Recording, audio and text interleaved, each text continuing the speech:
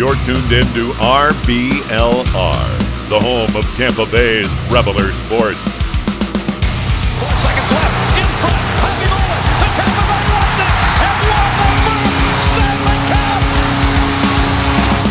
And the Tampa Bay Lightning have won the Stanley Cup. Lightning strikes twice. The Tampa Bay Lightning win their second straight Stanley Cup. Welcome in, Lightning fans, to RBLR Lightning here at RBLR Sports. My name is Eureka, and joining me is the one and only Daniel J. Ricker of the famous Bolts Report, man. What's good, man? How are you doing, sir? I'm doing good, Eureka. How are you doing? I'm excited to talk some more Lightning hockey. Off season is in full swing. Yeah. You know, I feel bad for these guys. You know, back-to-back Stanley Cup champions, and then immediately punched in the face with the off season. What have you done for us lately? And lately, is a lot to talk about. There's been no time to sit back and enjoy the cup. Well, I mean, all the players are getting their day, but we're only 82 days away from opening night. That's crazy. Hey, at least we're back on a regular schedule now, though, which we'll get to later. But you know, finally, you know, we talked about getting things back to normal. Correct. Excuse me. Correct. With fans in the stands and having a full building, but now we're really getting back to normal with a normal schedule. So, you know, it's crazy, but it's fun. That's what we enjoy, right? The mayhem of the off season and getting ready for the next one. Well, we were marveling at our ability to win 2 Stanley Cups within the time frame of 9 months, let alone turn around. And 82 days from now, we're opening a new season. But at least we're back on the right timetable. So. It might, well, so glass half full. We have hockey. We have hockey soon. Like, we don't have to go that long before we have more hockey to talk about. So, but so until then, until training camp opens and we get some exhibition games and eventually the opening night banner ceremony, until then we still have some.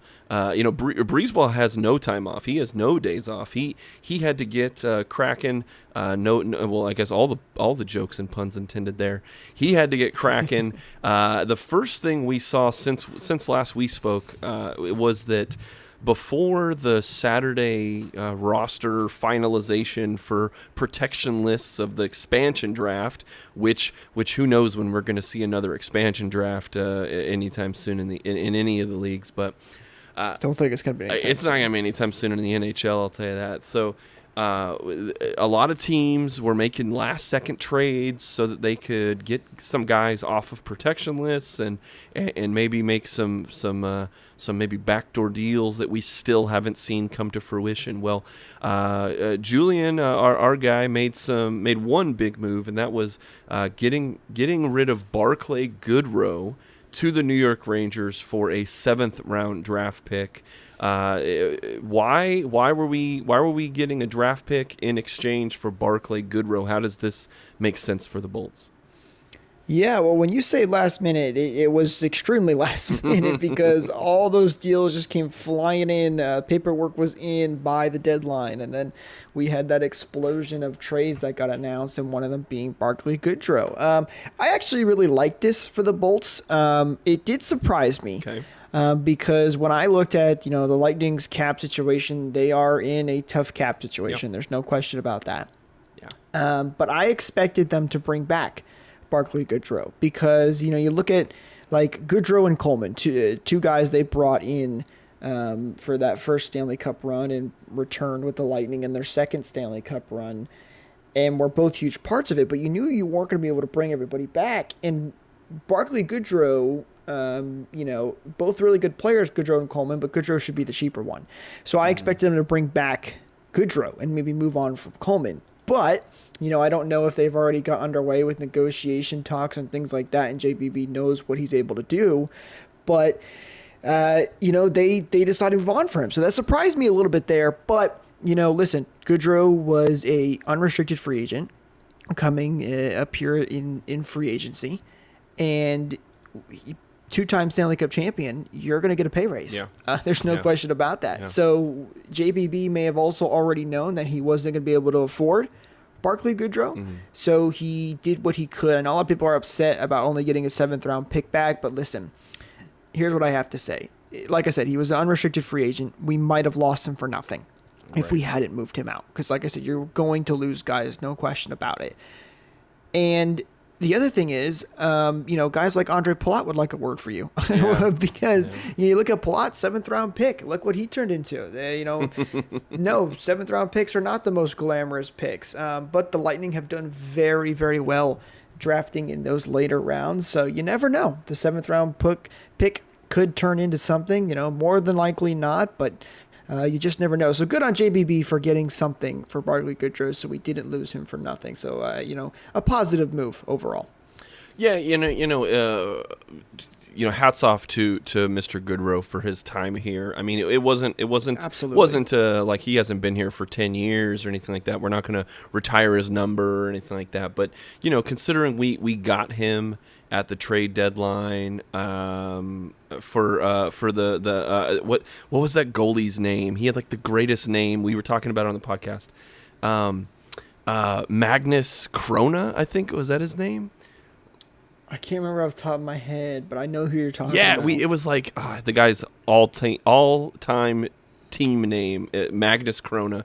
But then, so we shipped him off to the Sharks, where he was a member there, and then he definitely did well in his time here. There's nothing but good things to say, and he's got a little bit of hardware. He's got some ring to take home. Just a little bit of hardware. Man, some diamonds some on his way, and we wish him all of the luck, except when he plays here in Tampa. So I mean, right. I think if he gets some ice time, we're gonna clap and cheer in Amalie Arena when he makes his return. So absolutely. But I know another guy that will get an even bigger ovation when he comes back. Yeah, let's get into it because it's like the little transition.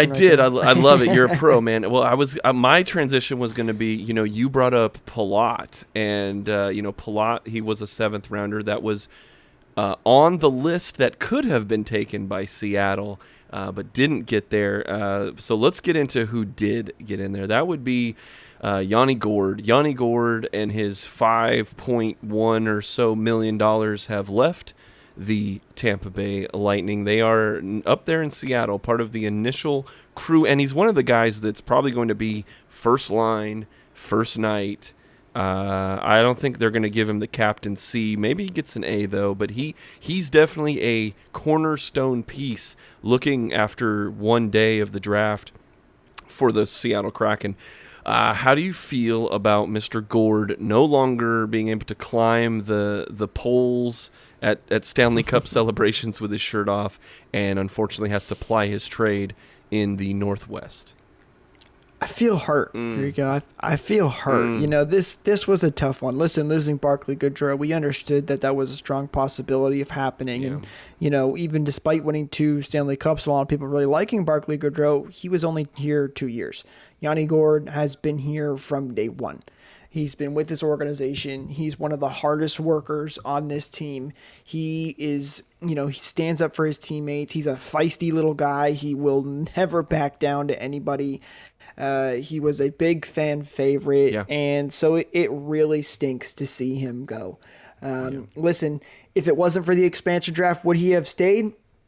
I don't know, because of the Lightning's cap situation. Right. Maybe there's a chance he does, but we knew we were going to lose somebody, and it's definitely a bummer to lose a guy like Yanni Gourde. He was such a good player for the Lightning. He was a fan favorite, and it stinks to lose him. It really does, but we wish him nothing but the best on Seattle. He, as you mentioned, he's going to be one of the top players there in Seattle because, as we'll get to in a second, Seattle made some interesting choices to me. It surprised me a little bit for sure, but he's going to be one of the key players there. So, hopefully all goes well for him over there in Seattle. And just like with Barclay Goodrow, he can score as many goals as he wants unless they're playing the Lightning. But I know when he comes back to Tampa, he will get a huge ovation from the fans.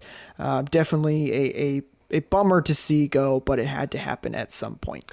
Yeah, Gourde, huge part of this Stanley Cup run, of course. You're looking at a guy who, he's a smaller guy. He's not 200 pounds. He's not 6 foot tall, but he plays both. He's a two-way center. He does, it doesn't matter his small stature. He gets through traffic well. He does a phenomenal job, and on this team he didn't have to be the top line, so maybe there's some question about does he have room to grow. It's not like he's old, but he ain't 24 years old. If we're looking at pros and cons, that's a big question mark. Is he gonna grow to the size of his fishbowl over there in Seattle? Because it got a lot bigger for him. But hey, he might even get better over there. That's what I was also gonna say is like he so far looks like he's got the power and ability to make a leap like that. Maybe he does have a one more gear that maybe we're looking at it like, wow, he did so good for him being like a bottom six kind of guy on this team just because they're so stacked. Well, now he's going to be a top six, probably a center is probably what he'll play for that team. But looking at their roster, we'll get into it in a second. They went for a lot of versatility, and so who knows where they're going to put him. But just at first glance, because he can play the wing, he can play center, but I don't know if they have another like top line center that they'll play when looking at their roster. But he'll definitely be a first line guy. I don't think there's a question about that. Yeah, that I completely agree. I don't, and who knows, as they shake up some things, they've got the Kraken have pretty good cap room still to go out, make some moves, and get some guys. That is true. So even as we look at their roster constructed, it ain't finalized. It ain't the final thing. So what is final, though, is that Yanni Gourde is the guy that was taken, but that means that guys that were exposed did not get taken. So out of a lot of these guys, Andre Palat, Tyler Johnson, Alex Killorn, Blake Coleman, Pat Maroon, right? These are big names that were contributors for this back-to-back Stanley Cup run. Were you surprised that it was? I know you're hurt. I know you said you're hurt, but were you surprised that it was Gourde? No, I'm not surprised. I originally expected the Lightning to potentially make a side deal with Seattle and have them take a guy like Johnson, who again, a lot has been said. Everybody wants Johnson to go because he's the big name. He's the one that struggled the most and has a big contract. But Johnson is still a very good player. Yeah. But he's the easy target, right? I did expect the Lightning to do something like that, make a side deal and move on from Johnson. But it sounds like Seattle's asking price was astronomically high. And the Lightning and all the other teams in the NHL said, no, we're not going to make the same mistake we did with Vegas and give you even more. So they avoided that. Right. So with that said, from those players, I'm not surprised.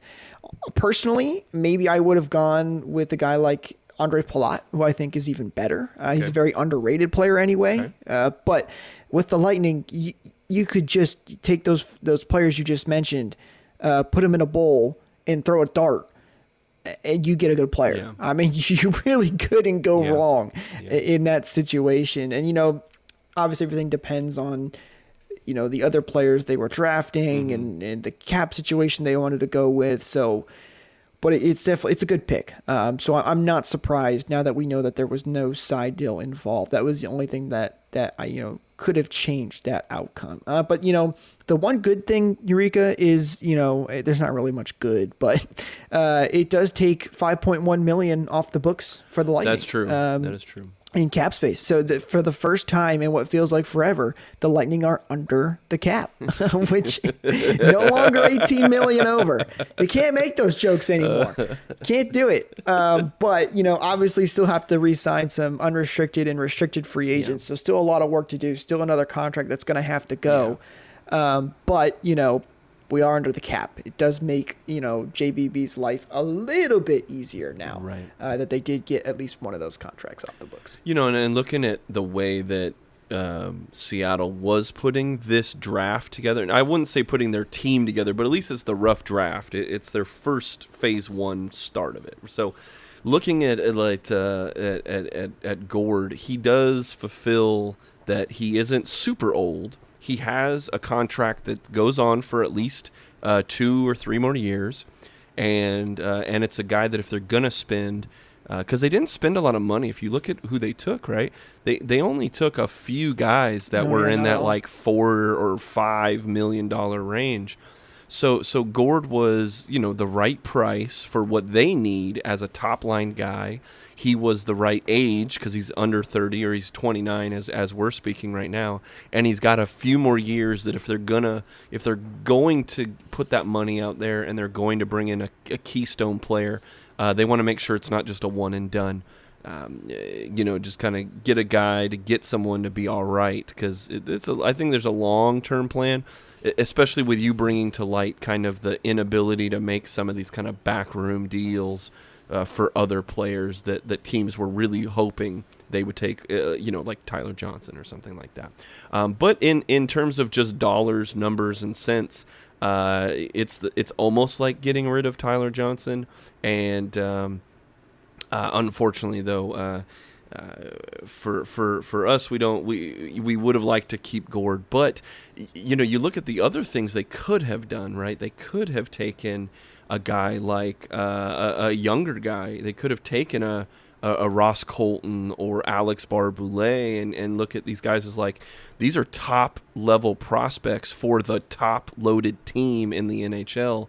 And you definitely, it's almost as good as getting a first or second round pick from the Lightning if you're able to take a guy that might not be ready to go right now, but as we're, you could probably sign the guy, make an extension and keep him around for a little bit if they were sold on him. But looking at the way they did that, they took.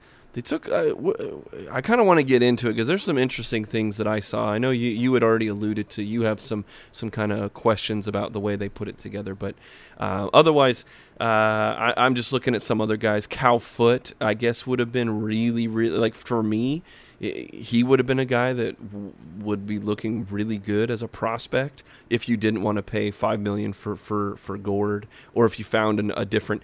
Because what they didn't do is they didn't go out and get some of the guys that they were like high dollar guys like Vladimir Tarasenko. They didn't do that, They didn't go get Carey Price, right? That would have been, and I think it fits when I look at the whole draft they did. Carey Price doesn't really fit what they're trying to do. Because who knows if Carey Price is going to stick around for another couple years, and who knows if he's going to be as good as he was this year, because this was like a renaissance year for him, a year that we hadn't seen from Carey Price in a number of years. So Lightning. There's a joke for you. Was Lightning going to strike twice for Price? But who knows? I like some of the things that they did in terms of putting their roster together. But is there anything else you want to talk about the Lightning and what could have been outside of Gourde going?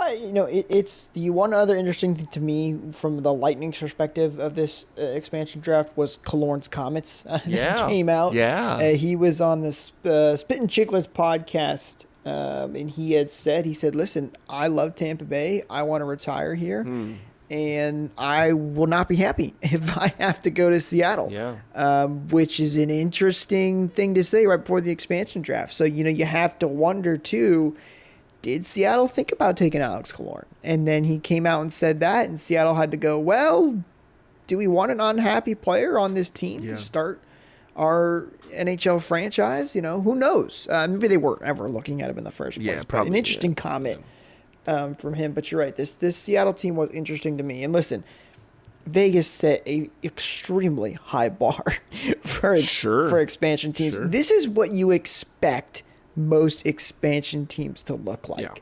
Yeah. If you take Vegas out, this is a normal expansion team. However, with Vegas and then some of the players that were available, I think a lot of people were surprised at how this played out. Yeah. Well, so I guess I'll just get right into it. Did you like the players they picked.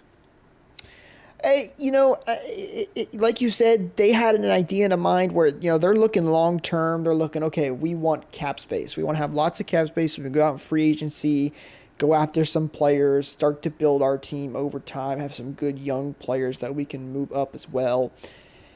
But, I am surprised what they did mostly like at the goaltender position. There were so many goaltenders available. Mm-hmm. Ben Bishop, Jonathan Quick, Matt Murray, Carey Price.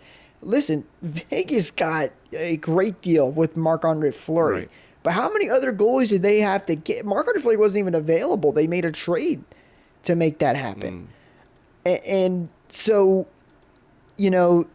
I cannot believe they had that many goalies available and didn't go for it. Now, that's partly me being biased, just wanting mayhem and them to take Carey Price just to see the world burn, because that would have been hilarious.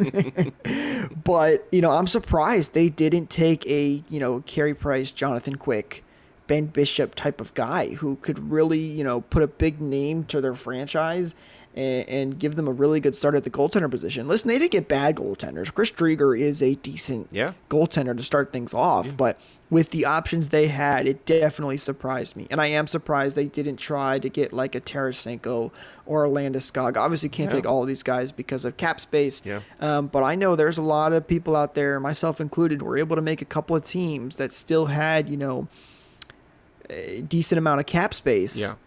And still take some of the bigger name players. So it was definitely surprising that they didn't go after a ton. Because really, Mark Giordano was the biggest name that they took? He's definitely the most expensive player they took. If we're just looking right off the top, Jordan Eberle maybe, depending on how high you are on him. And maybe... Eberle, Gourde, and Giordano. Those are the three big ones, Those are the three big ones, right? And that's really it. Yeah, that's it. I saw people joking that Seattle kind of filled out an AHL team and had a couple of an NHL players. But listen, it's a process, and like I said, this is a more normal expansion team. We'll see how it works out for Ron Francis. I think they kind of bit themselves a little bit by setting the price to make side deals a little too high. Because you do want to get some of those prospects. That's always good to have as well. So, but only time will tell. We'll see how things play out in the regular season, because who knows? We could have another Vegas on our hands where Seattle comes out and somehow dominates. Now that I put them together, I put the team that they had drafted together, and I'm looking at it. You have, speaking of, we're talking about Jordan Eberle and Mark Giordano. Those are the only two guys they have over the age of 30.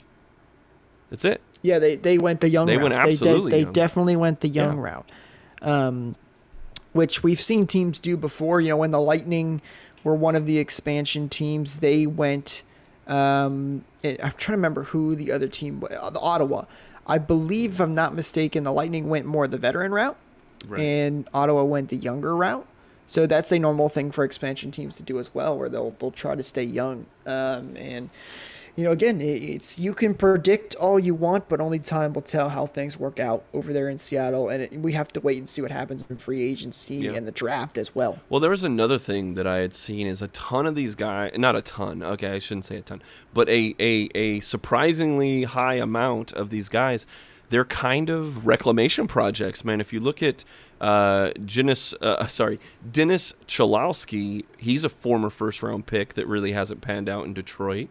You're looking at a couple other guys like, where is a couple of these guys only 23, 24 years old.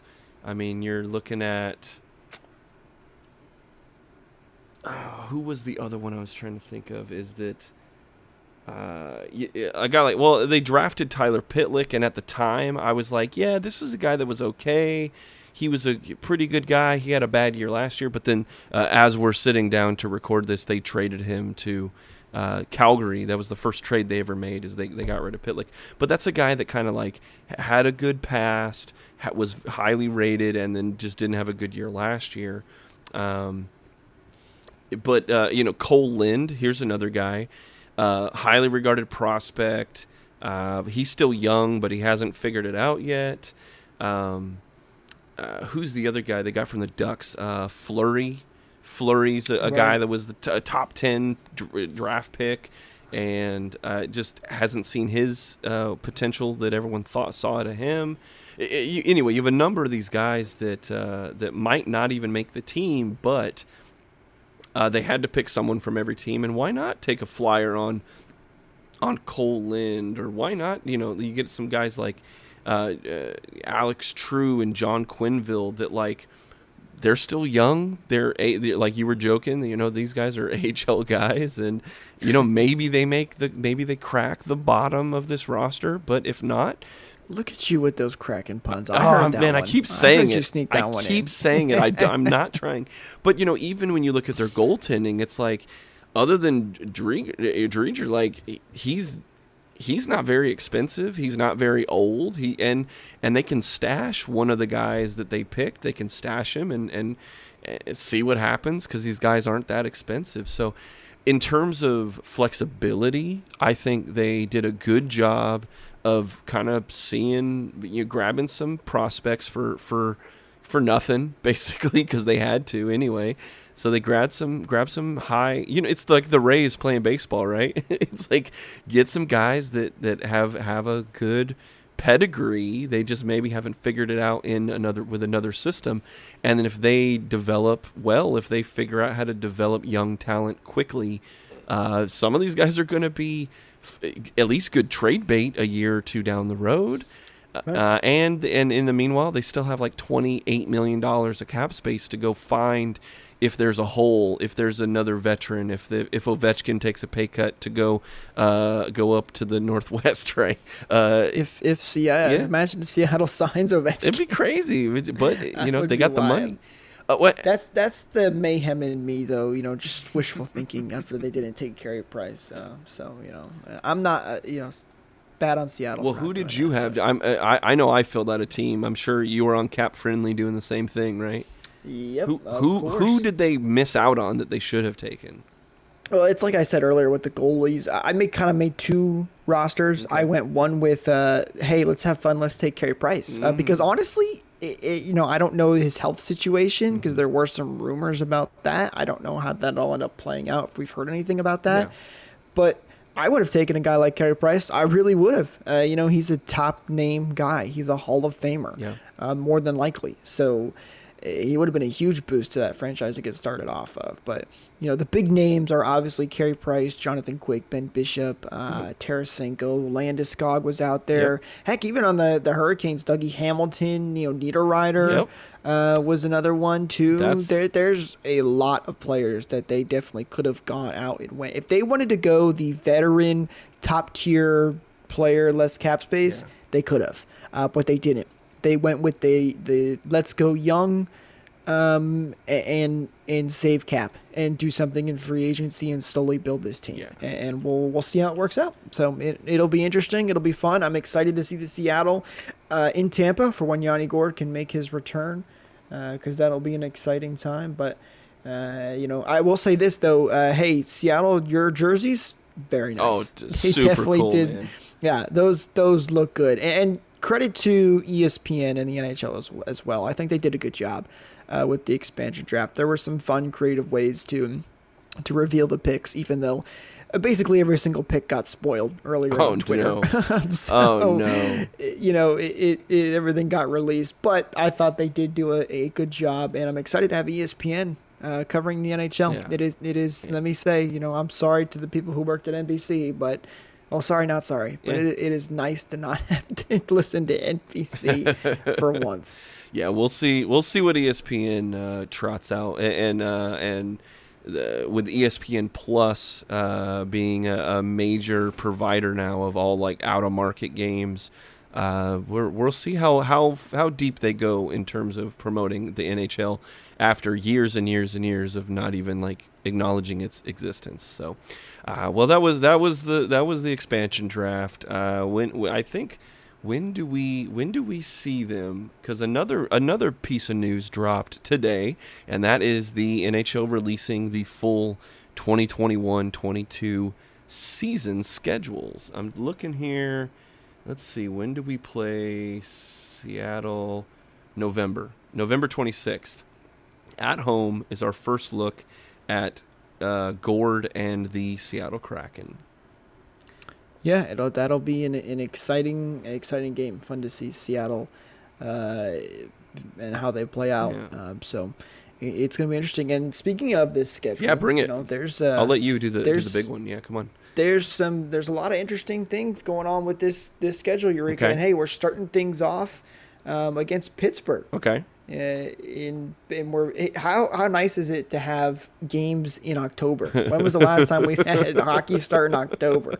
We are back on that full swing of things. But there's some tough stretches for the Lightning in the schedule. We were looking at that, so they're going to raise the banner at home finally with fans October 12th versus Pittsburgh, which is only 82 days away, guys. Both those teams, by the way, are the last two teams to go back to back, which I thought was interesting. Oh, I like that. Well, what are you circling on your schedule here? Like, what do you see going on, interesting matchup wise? Yeah, well, I mean, so obviously we talked about Seattle and the opening game against Pittsburgh. Yep. Those will be big games, but they, even just the start of the schedule for the Lightning, it's not necessarily the easiest thing in the world. I mean, they play Pittsburgh. Then at Detroit, at Washington, Florida, Colorado, at Buffalo, at Pittsburgh, and then Arizona, Washington again. Yeah. So, that first little month there they've got a couple of, obviously, like Buffalo and Detroit are you're not top tier teams, but Colorado, Washington, Pittsburgh, those are all very good teams right there. Yeah. So a tough part there. We talked about this before we started recording, Eureka. Yeah. They have a very long home stretch where they play, I believe it was 11 home games and 5 away games in the final month of the regular season. That's correct. Which is pretty crazy. And then they have a long road trip as well. Yeah. Which I believe it was 7 games in a row on the road. March. Yeah, it's 1, 2, 3, 4, 5. Well, 6. Then but it's the way it works is so. This is March. If you're following along on the schedule, so starting on March 6th, they're at Chicago. Then they go through Canada for 1, 2, 3, 4 games. Then they hop the border to the newly minted Seattle Kraken, and then they come coast to coast to play a game. It's 2 days later. Or 3 days later, but they go coast to coast, West Coast, back home for 1 home game against New York, and then go back on the road for 4 straight road games along the East Coast. So it's like brutal. That's tough. It's brutal. And then if you look at February too, only 3 games are played in February, and that's because of the All-Star break, which is hopefully, fingers crossed, going to be the Olympic Games. Right. Hopefully, the NHL is planning on being in the Olympic Games, but there's still a lot of question marks in the air with the Delta variant and that part of the world still struggling more than the U.S. maybe is with COVID. So we'll have to wait and see how that all plays out, but they are expected to be in the Olympics, which will be a lot of fun as well. So, but only 3 games in February, but a big game in February. Yes, sir. You asked me which one I'm circling, Yes, sir. and this is the one I think I'm circling. The Lightning are playing in an outdoor game against the Nashville Predators. So cool. I am so excited for that. I will 100% be there. No question about it, but finally we get invited to play in an outdoor game. So that'll be a lot of fun, and I am very much looking forward to that. And I'm sure we'll have all the coverage for you here, guys.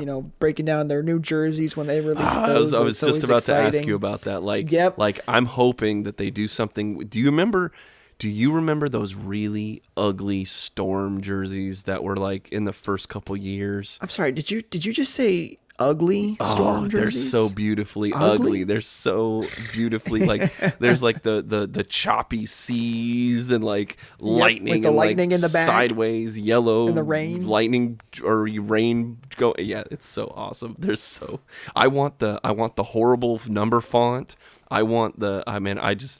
There's got to be a way we can do a reverse retro version of those. Yeah, I agree. That would be a huge win for the Lightning. Those would be a lot of fun. A lot of fans have been asking for those for a long time. That'd be a big win for the Lightning, I think, and would be a lot of fun. But, either way, it'll be interesting to see what they get to do because they have not been in this position before. But nice to finally see some of these, more Southern teams get involved in these outdoor games. So very much looking forward to that. That's going to be a lot of fun and a big game for the Lightning. Now, the other thing I was going to ask you, because you might have a better handle on this, you had added up 11 back-to-backs in this schedule. Is that do you think that's a lot, or is that about par for the course? It's been a couple years since we had a normal regular schedule, so right. I'll have to double check my counting to make sure I'm right, so don't quote me on it. Okay. But yes, I believe there are 11 back-to-backs in this schedule. If I remember correctly, I think this is a little higher than normal, if I'm not mistaken. But again, like you said, it's been a while since we've had a full 82-game schedule. Yeah. But I think that's mostly due to the big gap in February. Yeah. I think that's a reason why you're seeing a lot of, I'm sure a lot of the teams are in the same situation. I have not looked at other teams' schedules in depth yet, as it just came out only tonight, right before we recorded this. Right. So I think it's normal for this season because of that big gap in February where they're only playing 3 games, where normally you'd have, maybe 6-7 games instead of 3. So I think that's partly due to it too as well. But it's nothing crazy. It's definitely higher than normal, but every team's gonna have to deal with back-to-backs. And speaking of back-to-backs, one thing we're gonna have to look out for in the Lightning for free agency this year is what they do in the backup goaltender position. There we go. I think a lot of people expect them to move on from Curtis McElhinney. Well, I know the fans do because they will not be happy if he comes back. So it'll be interesting to see what they do to give Andrei Vasilevskiy a new partner. Yeah, well, the draft is not too far away, and we'll see if they maybe make some deals or maybe bring some guy in with a little bit of this cap room that we have chiseled out for ourselves. So who knows? But yeah, man, Big Mac, unfortunately, in the very limited run that he had this year, didn't do so hot. It's me personally, I know going back through the podcast week after week, there was a concern that I had. Chris, I don't think he was concerned at all. I don't think we ever got to talk about it with you, Jake, but I had this concern about, and even more so now that we've gone back-to-back deep Stanley Cup championship runs, is that I know that Vasilevskiy he's a bulldog, man. He wants to play. He doesn't want to take time off, but it's a lot of wear and tear over these last 2 years, man. It's a lot. Yeah. And it's not, there's no reprieve coming. I mean, unless somehow Vasilevskiy locks himself in the offseason in hyperbaric chambers, and I mean, I don't know what his routine is, but I'm assuming he's living a little bit of a life and celebrating like all the Lightning are doing. This man is wearing the Conn Smythe as a hat. He is definitely having the time of his life right now. Oh my God! Well, so it's but I mean, I don't want to be the negative guy, but it's a huge point for me where it's he's going to have, and looking at the schedule too, you start looking at, it's a normal schedule back to having a couple away games, then a couple home games, then a couple away games. And then there's an even amount of these stretches. And as much as I'm looking at it and saying, we talked about the long home stretch at the end of the season, and then that comes right after that brutal Canada East Coast stretch. But there's similar ones in the first part of the season. I mean, to start the year, they're playing almost the whole month of November at home. Then they play the whole month of December on the road. So it's give or take a couple games here and there. And you have a lot of, you were talking about back-to-backs. There's a ton of these. Well, I say ton, but even just looking at it right now, there's a lot of these might not be back-to-back, but you're playing, for instance, at Florida on the 30th of December, then New Year's Eve, you're playing at home against New York. Then you're flying a day later, you're flying on New Year's Day to go play New York in New York. Then you're on the road again a couple days later. It's like these weird. There's a lot of these weird play a game, hop on a plane, play a game, hop on another plane to go. A few thousand, 1,000 miles away. There's a couple of these that are just like those are going to be the games where you're going to need your backup goalie in there. And, are they going to give more time to Gibson? Are they going to bring someone else in? I don't know. But if we were to talk about like question marks, that's going to be the number one that sticks in my mind. Yep, I'm sure we'll talk about that more as we get closer to free agency, but it's definitely something they're going to have to look at. I think they're going to bring in a new goaltender. They could bring back McElhinney if they wanted to, but I don't expect them to, because listen, any Lightning free agent has a easy way to ask for a pay increase because they are 2-time Stanley Cup champions. So that's 2-time Stanley Cup champion Curtis McElhinney that you're going after, even though he technically. He contributed, obviously, in the regular season. But he's also 38 years old, man. Right.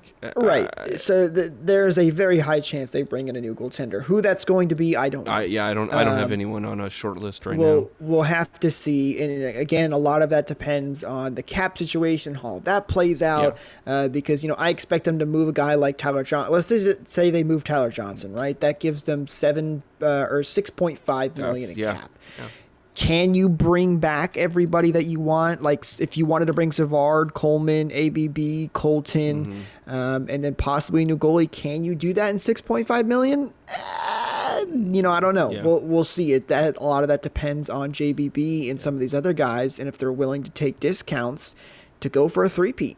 So only time will tell though on how this all plays out. And by the way, the NHL draft, you mentioned that earlier, that's actually starting tomorrow. Yeah, and free agency's next week. Free agency's the 28th. We just did the expansion draft. I can't keep up. Now, the one thing I will say is the Lightning, I don't know what JBB and Yzerman have against first-round picks, but they just hate them. We do not have a first or a second-round pick this year. Now, obviously, for good reason, because we gave up those first-round picks and turned them into Stanley Cups. That's true. So worth it. But and the Lightning are obviously really good at drafting in the later rounds, as we've noted many times on this podcast. But they will be starting in the third round this year. And I wouldn't be surprised to see them move out their first-round pick again for next year because just keep the trend going. It's working. So. Well, we've got a lot to get into over the next 82 days before we raise another banner at the Ice Palace. So, man, the last thing I'll say is thank you to the listener as we. I'm still going out and buying Stanley Cup merchandise. I found a hat that I finally like. I finally found a hat that I like, and so I'm like, woo! That was today. So I'm like, we're still basking in the glory of the shiny immortality that the Stanley Cup provides. And hey, go ahead. Not to interrupt you, but how do you feel that your 2020 Stanley Cup merchandise is already outdated? I just get a magic marker and like just save $20. Title town problems, right? I know. Oh my jeez. Oh man. I'm and we're hyped up because like training camp for the Buccaneers just started or is about the rookies reported. Right. So it's like the Rays are making the Rays made a big trade today. Ben, our one of our analysts at RBLR Rays, in the group chat said maybe the biggest acquisition the Rays have ever made. That's I haven't even gone to dig deep in the numbers, but I mean Nelson Cruz is a Ray. That's crazy to think right now. You got to go follow the Rays podcast here on RBLR. Just make sure you guys go check that out and talk that because it's going to be some fun talk right now. I'm sure for that next show. Man, Ben, I already know Ben is like digging into fan graphs right now as we speak, and he's going to have some gems for us. So, well, with all that said, what you can do, you can listen to the Rays podcast, the Rowdies podcast. They've had ups and downs this year as well, and the Bucks podcast, all here in the same feed. We are RBLR Sports on whatever platform you're on. If you're on Spotify, Apple Podcasts, Google Pod, we're on Reason now. We're on iHeartRadio. No matter what you use, we have all of this content ready for you. All you got to do is hit that subscribe button, hit that follow button, and you will get it as soon as it uploads to those platforms. The other thing is, man, social media, man. If you're on Twitter, Instagram, Facebook, we are at RBLR Sports. You can also follow Mr. Ricker and Michael and the guys at Bolt Report. I'm trying to, off the top of my head, I thought it was Bolt Report _TB. Is that right? That is correct. Boom, see, that it's is us. favorited in my brain until I get the Zuckerberg chip implanted. I'll have that ready to go, just with a wink of my eye. But they're doing amazing things over there on Twitter. We're trying to do our thing too. Just give it, if you got a second, click that little follow button, and you can get all of the action as soon as it's posted, man. So, man, that's the last thing I have to say. Other than maybe our if whatever you're into, man, positive thoughts, prayers, everything going out to our very own Sonia Bryson Kirksey as she's fighting. She's trying to battle this BS. We're all thinking good thoughts, and our prayers and thoughts and good energy is going your way here. So kick out of this, Sonia, and we can't wait to hear you sing next year. So. Man, Jake, any last thoughts before we put the final touches on this one? I think that just about wraps it up perfectly. It's going to be a lot of fun. We got the schedule out. The expansion draft is in the books, and we still have a lot more to go in this offseason with the draft, free agency, and things are shaping up. I'm very excited to be back to a full 82-game schedule. We have a lot of fun things coming up this season, as we mentioned. Yes, sir. And I am looking forward to it. So let's get things underway. And, hey, let's defend our title once again. Absolutely. There's the only other thing I can say for the 3-time but back-to-back champions is we're ready. We're excited. I can't wait for opening day already. 82 days. All right, here we go. And the only last thing to say is go Bolts. Go Bolts. Thank you for tuning into this presentation by RBLR Sports. On your way out of the stadium, please remember to like and subscribe.